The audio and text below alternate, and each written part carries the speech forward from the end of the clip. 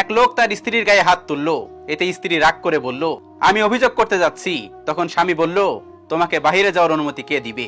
স্ত্রী বলল, তুমি কি মনে করছো তুমি কি আমাকে বাধা দিতে পারবে? স্বামী বলল, তোমার যা ইচ্ছা করো, দেখি তোমার দৌড় কতটুকু। স্ত্রীর সাথে সাথে বাথরুমে ঢুকে পড়লো। তাই লোকটি চিন্তা করলো, হয়তো সে বাথরুমের জানালা দিয়ে বাইরে যাওয়ার চেষ্টা করছে। তাই লোকটি বাসার বাইরে গিয়ে ভালোভাবে দেখলো, না, তেমন কিছু তো বোঝা যাচ্ছে না। একটু পরে লোকটি ঘরে এসে দেখলো স্ত্রী উজু করে বাথরুম থেকে বাইরে হয়েছে। লোকটিকে তার স্ত্রী উদ্দেশ্য করে বলল, আমি তার কাছেই অভিযোগ জানাবো যিনি আমাকে তোমার অধীনস্থ বানিয়েছে, যেখানে তোমার কোনো দেয়াল নেই, নেই কোনো দরজা যা দিয়ে তুমি আমাকে বাধা দিবে। তার দরজা তো বন্ধ করা যায় না। লোকটি আর কিছু বলল না, টেনশনে পড়ে গেল। স্ত্রী নামাজে দাঁড়িয়ে পড়লো। নামাজের মধ্যে সেজদা অনেক লম্বা করে দিল। সময় গড়িয়ে যাচ্ছে, কিন্তু সেজদা তো শেষ হয় না।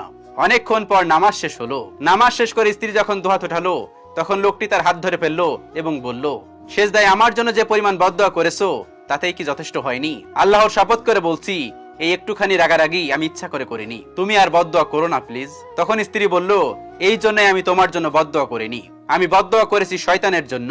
আমি কি এতই বলদ যে আমি আমার স্বামীর জন্য বদদোয়া করব, যাকে আমি অনেক ভালোবাসি? কথাটি শুনে লোকটির চোখে অশ্রু চলে আসে।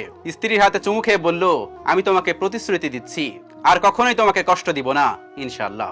এটাই হলো একজন দিনদার স্ত্রীর ঘটনা। আল্লাহ রাব্বুল আলামিন আমাদের সবাইকে বোঝার তৌফিক দান করুন, আমিন।